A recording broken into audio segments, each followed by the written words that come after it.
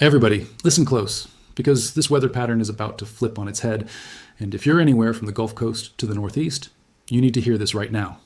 We've got tornado chances today. We've got a tropical system that just jumped from a whisper to a real threat overnight, and we've got a pattern shift that's going to catch a lot of people off guard by the middle of the month. So stay with me, because I'm going to walk you through every single piece of this, starting with the big picture and working all the way down to your city, your backyard, and your weekend plans. Let's start with what's driving all of this, because none of it happens by accident. Right now, we're locked into a negative East Pacific oscillation, and that's going to hold through the end of August and into the very beginning of September, with maybe a brief wobble in between before it slides right back into that same negative state. Here's why that matters to you. A negative EPO builds a massive ridge of high pressure that stretches from the west coast all the way up into Alaska. When that ridge sets up, it acts like a wall, and it forces cold fronts to keep diving down through the north-central states, through the Midwest, across the Great Lakes, and out into the Northeast, over and over again. At the very same time, that same pattern is going to keep heat locked in across the Northwest and stacked up across the Southeast. So you've essentially got two different Americas running side by side, one getting repeated shots of cooler air and one baking under persistent heat. That's the tension that's going to define the rest of this month. Now layer on top of that the Pacific North American pattern, because this is the piece that really explains why we keep seeing these waves of storms roll through the northern tier of the country. We keep getting these positive tilts in the PNA showing up again and again all the way through August and into the start of September. Every single time that happens, it kicks off another shortwave trough diving south, and that trough drags a cool front behind it. But here's the catch. The heat rebounds every single time too. So the pattern becomes a loop. A cool front comes through, temperatures drop for a day or two, and then the heat rebuilds right behind it. A cool front comes through, the heat rebounds. Same sequence, again and again. The one thing worth watching closely is that each time this happens, the cold air pushes in a little farther north than the last time. So as we move deeper into August and toward the start of September, the cooler shots get weaker and weaker until the pattern flips back into a strong positive phase and delivers one more significant cold front to close things out. If you look at the model guidance, this same signal shows up clearly. You can see these repeated dips forming through the middle of the month, and then, as we push toward the end of August into September, the pattern trends back toward neutral and eventually positive again. Every time one of these dips comes through, it brings another round of cold fronts, and with those fronts come frontal storms. But the headline for a lot of you is going to be the overnight and early morning temperatures. Every time one of these fronts pushes through, your overnight lows drop noticeably, and your early morning hours turn genuinely cool, even if the afternoon still warms back up. Daytime highs during these windows can run at least 10 degrees below where they have been running. So if you've been sitting in the 90s or even flirting with triple digits, you could see afternoons settle into the 70s and 80s instead, before climbing right back toward that heat again once the front clears out and the ridge reasserts itself. Meanwhile, while the north is getting these repeated cool downs, the heat is simply relocating, building in hard along the west and settling in across the southern tier of the country. Then, as we transition into that neutral to positive PNA phase heading into September, the ridge shifts back to the west one more time. And that opens the door for yet another round of cold fronts pushing through the central and eastern U.S. Now let's talk about the risk side of this, because the outlook through the middle of August is showing a very high risk of extreme heat stretching across the central and western U.S. That's a serious signal, and it's paired with something just as concerning. A rapid onset drought risk spreading across Texas, Oklahoma, Arkansas, and Kansas. In those states specifically, this isn't just a new risk, it's an ongoing drought situation that could persist or even get worse from here. And it's not staying contained to that region either. That same risk zone is stretching further east, with a moderate and slight risk extending across a much broader stretch of the central and eastern U.S., all the way toward the coast through the middle of the month. So while the northern tier keeps getting these repeated cool fronts keeping temperatures in check, a huge swath of the country to the south is looking at building heat stress and drying conditions at the same time. That combination, heat plus drought risk, is exactly the kind of pattern that can snowball quickly if it isn't broken up by rain. All right, now let's shift over to the tropics, because this is the part a lot of you have been waiting for, and it has genuinely moved up overnight. There's a tropical wave that's been getting attention for a while now, and the latest guidance from the European model is showing increased chances for it to organize into a tropical depression. We're still talking about a system that's roughly 8 or 9 days out in terms of the full picture, but the more actionable window, the 5 to 7 day range, is where this starts to get real. The setup is this. The wave needs to get away from a stubborn pocket of dry air, and if it manages to do that, It has a real opportunity to develop somewhere between the northeastern Gulf and up along the east coast.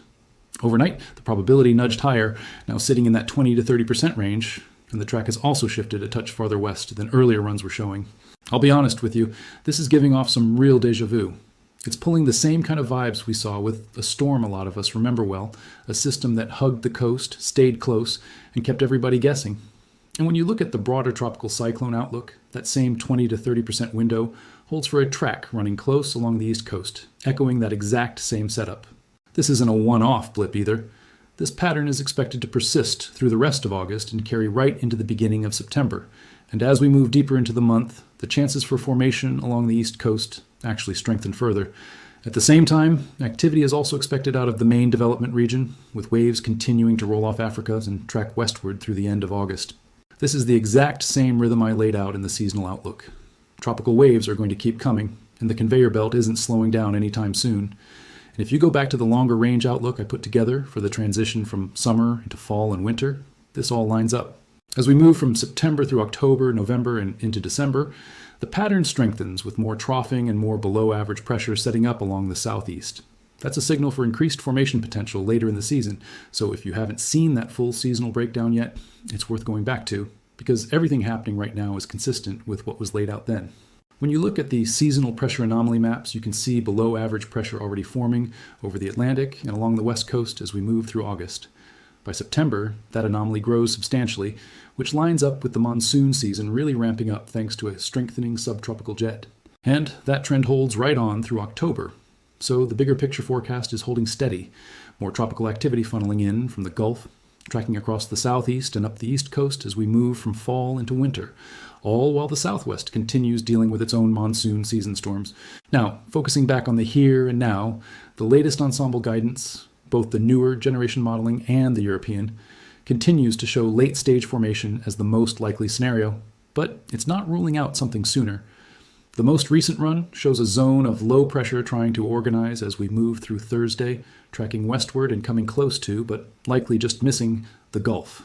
That said, when you look across the full suite of ensemble members, the majority are leaning toward a track along the east coast, with real potential for organization and even the possibility of reaching tropical storm strength as it pulls away toward the east-northeast.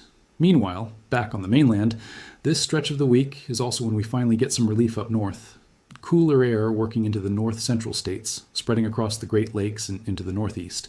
It's the same repeated pattern we talked about earlier, and it's tied directly back to that same area of high pressure sitting out in the Atlantic, spinning clockwise and steering everything to its west. Depending on exactly how that high pressure behaves, this system could either organize right along the coastline or get nudged farther west into the Gulf, which is the scenario the European model continues to favor, even though it's still characterizing that as the weaker of the two possibilities. It's also worth noting that even the more aggressive American model has backed off from its earlier, more intense hurricane solution, which lines up with what the longer range outlook has been suggesting all along. Looking at the precipitation trends heading into Thursday and Friday, there's a real chance for organization developing across the southeast, possibly setting up in the Gulf or right along the coastline, tapping into all that available tropical moisture. From there, it could either stall out and strengthen in place or continue drifting west. And the ocean itself is more than ready to support development. As of Friday, sea surface temperatures are running in the mid-80s across a wide stretch, with pockets pushing into the upper 80s. Keep in mind, a tropical system really only needs around 80 degrees to sustain itself, so this is well above that threshold. And it's not just the surface. When you look at the deeper ocean heat content, there's a substantial reservoir of warmth sitting below the surface as well. That matters because any system that starts spinning through the Caribbean is going to pull that deep warmth up toward the surface, and that's fuel for intensification. The wild card in all of this remains dry air. If a system is already organized and has some structure to it by the time it interacts with that dry air, the warm ocean water can actually help it push through and stabilize. But if it's still weak and disorganized, when it runs into that dry air, the dry air is far more likely to choke off development entirely.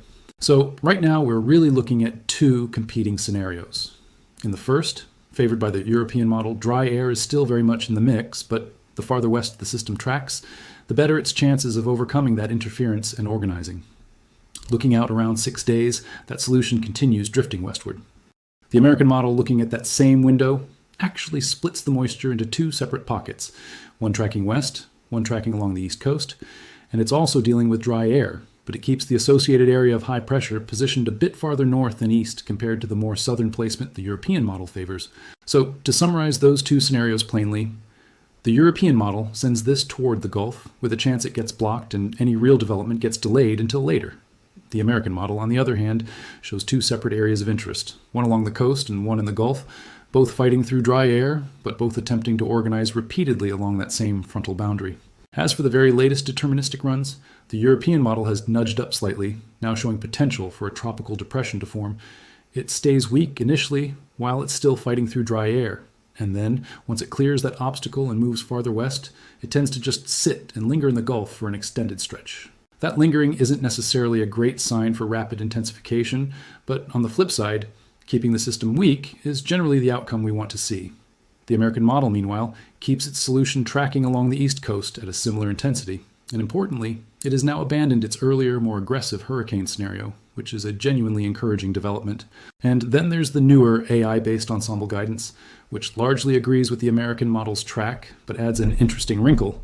It shows potential for the system to strengthen as it moves along the east coast, and organize further as it approaches the northeast by around Sunday, emerging as a notably strong system as it pulls away. Given that range of outcomes, this is absolutely a system worth keeping a close eye on over the coming days. Now let's bring it back down to today and tomorrow, because there's real, immediate weather to be aware of, regardless of what happens in the tropics. For today, there are chances for severe weather, including a tornado risk running around 2%, concentrated toward the northeast. Alongside that tornado threat, there's also a wind threat in play, and that one stretches from North Dakota and Minnesota all the way down to the Four Corners region. So if you're anywhere in those zones, keep half an eye on the sky and make sure you've got a way to get warnings if something fires up. Through the day, expect thunderstorms rolling through the southeast and up into the northeast. As the afternoon transitions into evening, storms are expected to build across Pennsylvania, then push eastward through eastern Ohio and western Pennsylvania, and continue tracking east from there into West Virginia and Virginia. At the same time, the southeast continues dealing with its own round of thunderstorm activity as the evening rolls on. Then, once we move into the overnight and early morning hours, expect a fresh batch of storms to fire up right along the I-95 corridor, and those overnight cells could pose their own threat, so it's worth staying alert even after the sun goes down.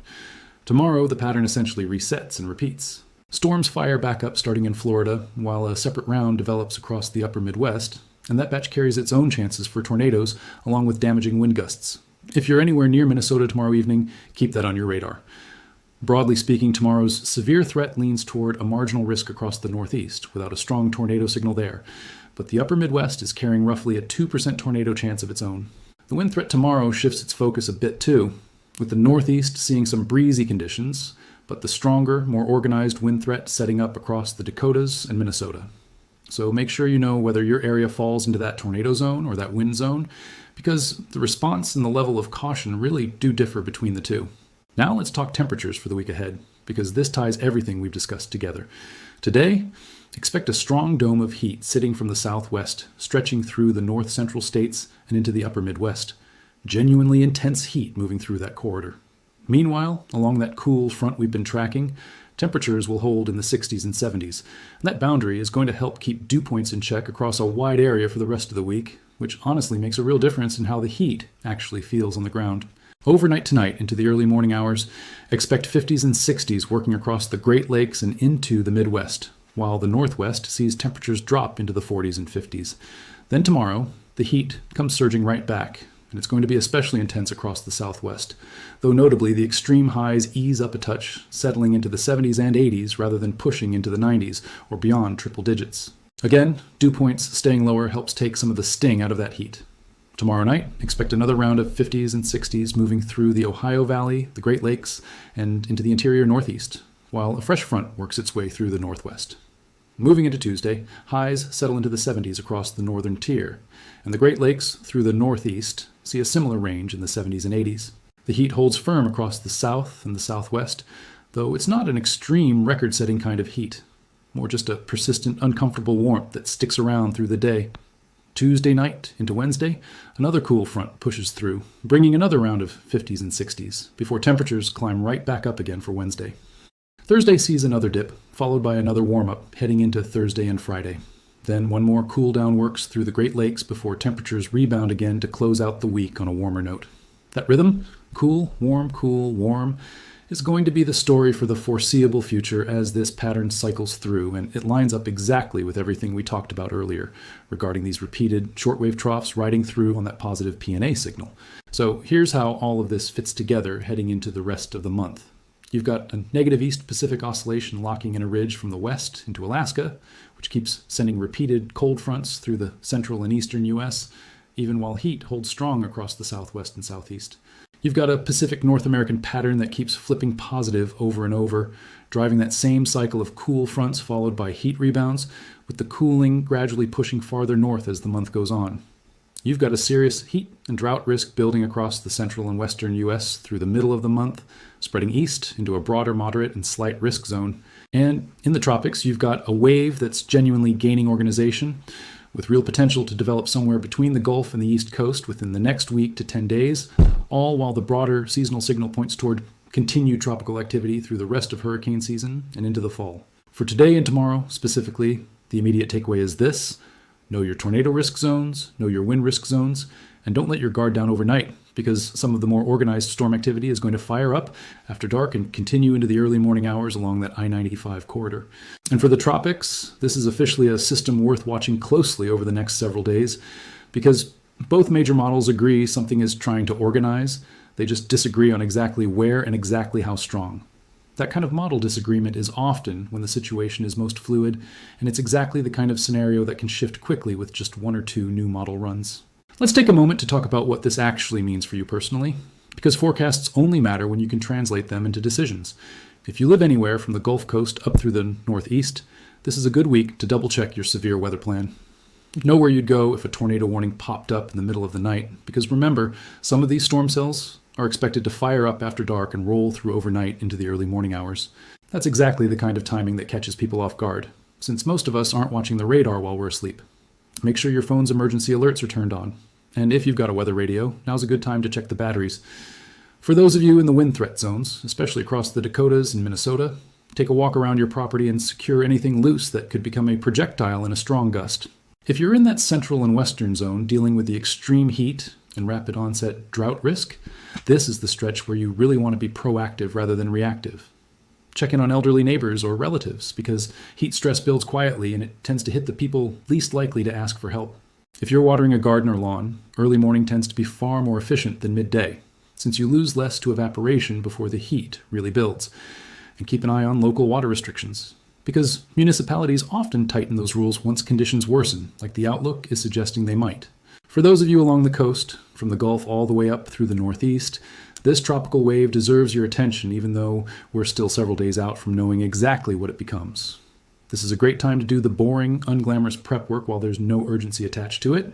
Check your hurricane supply kit, make sure you know your evacuation zone if you live somewhere that has one, and have a family communication plan in place in case cell service gets spotty. None of that means panic. It means being the person who's already prepared instead of the person scrambling at the last minute. Systems that struggle with dry air early on can still surprise people. So even a modest 20 to 30% chance of formation is worth respecting, not dismissing. And zooming back out one more time, this whole stretch of weather is a great reminder of just how much these large-scale patterns, the EPO, the PNA, sea surface temperatures, deep ocean heat content, actually shape the day-to-day experience on the ground. It's easy to just check a 5-day forecast and move on, but understanding why the pattern is doing what it's doing gives you a real edge. You start to notice the rhythm. Cool front, heat rebound, cool front, heat rebound, each one pushing a little farther north, until eventually the whole pattern flips. That's not random. That's the atmosphere responding to these larger oscillations in a predictable, trackable way. And once you can see that rhythm, the day-to-day forecast starts to make a lot more sense. I'll keep tracking every piece of this as new data comes in, and if anything changes with the tropical setup, I'll be back with another update to walk you through it. Stay weather aware over the next couple of days, keep an eye on those overnight storm chances, and keep watching that tropical wave, because the next week is going to tell us a lot about how the rest of this season plays out. Stay safe out there, everybody, and I'll see you with the next update as soon as the picture becomes clearer.